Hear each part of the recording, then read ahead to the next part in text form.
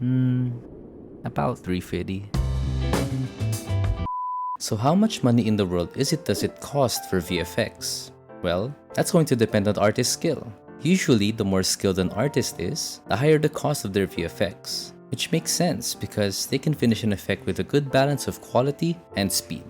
It'll also usually depend on what deal the artist and the client or employer strikes up. Will it be on a per hour or a per effect basis? What's the budget of the client or employer? I say usually because there are a lot more real-life factors that can affect the cost of VFX, all of which will be too much to cover in this video. So what's this video really about? We're actually going to be talking about the hidden cost of VFX. VFX is made up of a lot of components like meshes, textures, shaders, and particle systems. And we'll be tackling the different ways they take up digital budget and how we can potentially handle them. The creation of these different components themselves aren't included in this video, but one way of learning that process is through this video's sponsor, Skillshare. Skillshare is the largest online learning community for creatives with thousands of classes led by industry experts across film, illustration, design, freelance, productivity, and more. Skillshare can help you take your skills and your VFX to the next level. I made this 3D model, which we'll call Bob, a while back, but I just couldn't figure out how to rig him properly. Then I started following Pixel 3D's Blender course, and it has helped me get over that barrier, and I can finally move Bob. Here are some poses I made just to show him off a little. If you want to make your own Bob or learn more about the different aspects of VFX, like 3D modeling, texture making, or creating cool shaders, the first 500 people to use my link in the description will receive a 1-month trial of Skillshare at no cost.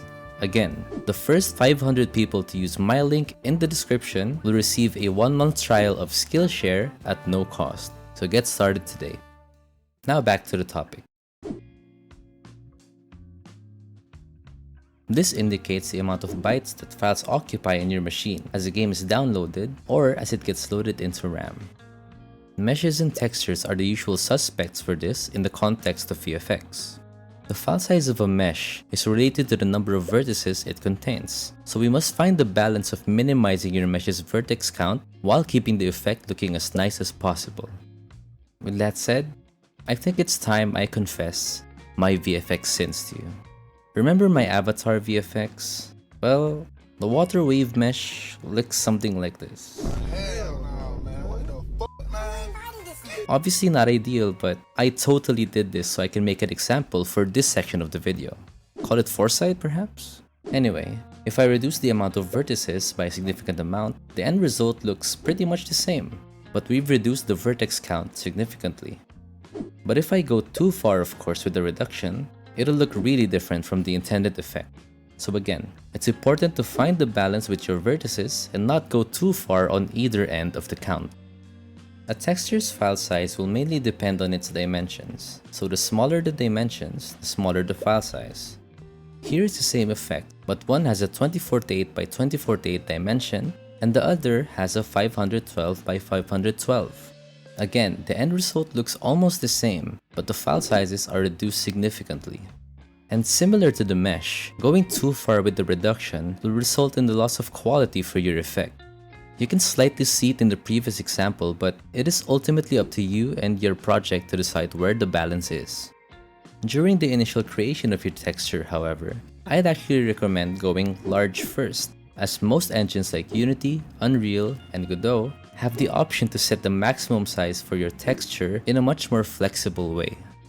Either way, if your engine doesn't have this option and you have to resize it manually, it is better to scale a large texture down as it will let you keep a high quality version in case you need it, which you can't do when you scale a small texture up.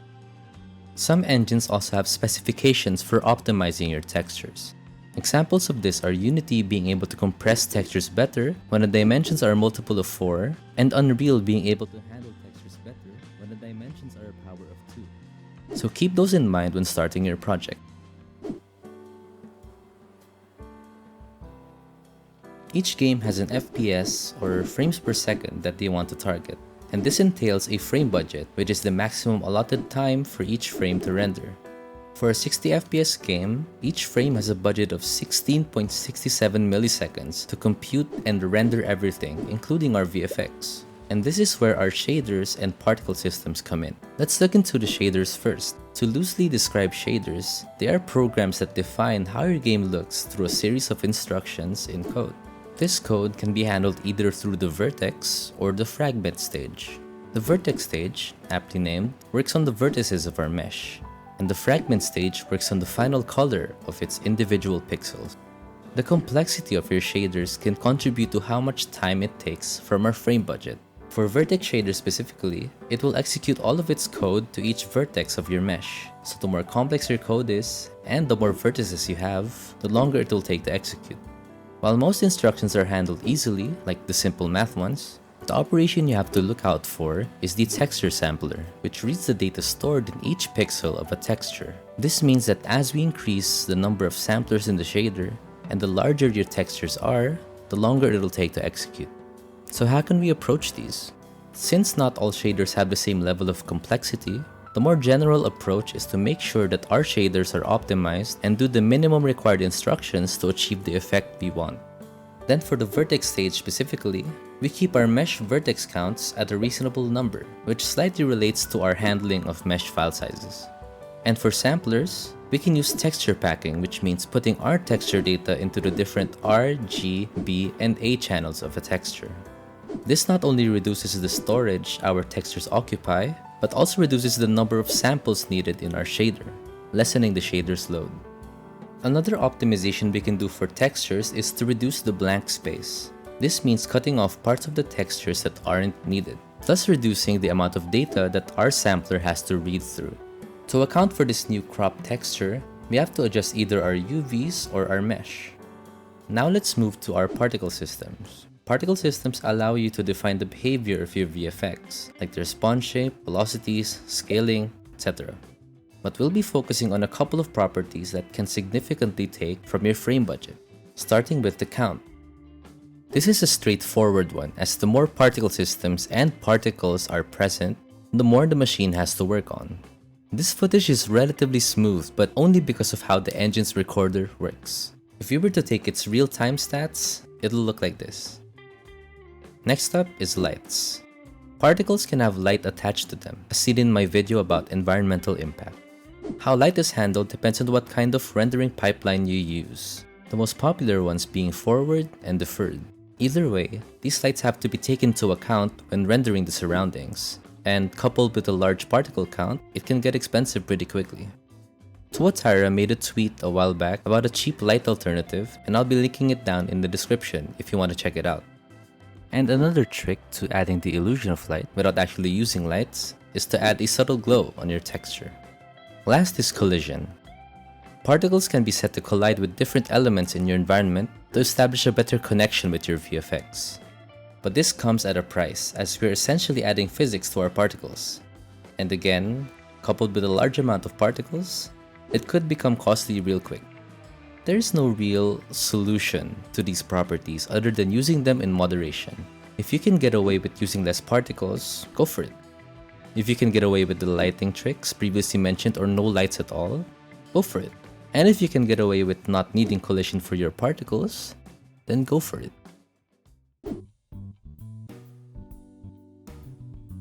Overdraw happens when pixels on the screen are rendered multiple times within the same frame.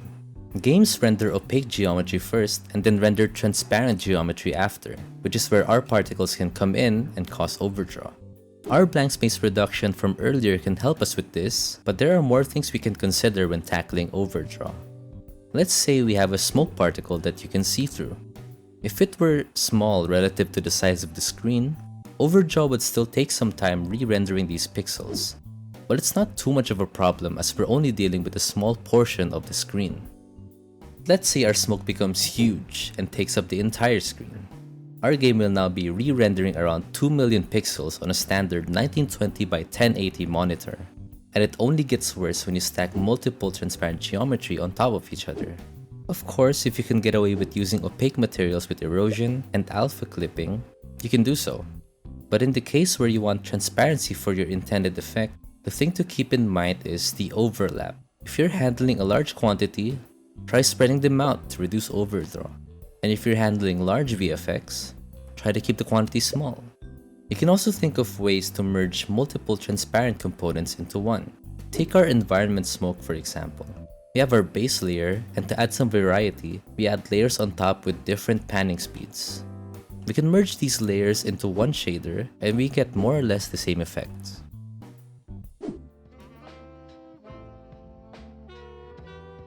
The most hidden cost of VFX, or any art form for that matter. Of course we want our effects to look great, and that's a good goal to have. But sometimes we can spend too much time and energy worrying about small specific parts that we forget about the whole picture. Take my Phoenix VFX for example. I'll be showing you a before and after clip and see if you can spot the difference. This is the before clip.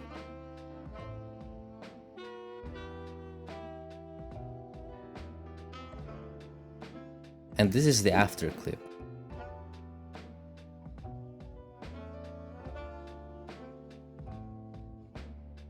I changed the width of the Phoenix trail. That's it.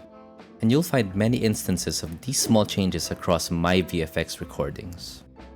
And sometimes, it's not even about perfecting the small details. Sometimes it's not being able to figure out what an effect even should be. You can spend hours on end trying to concept and block out an effect, but you just really can't convince yourself that you found the right approach.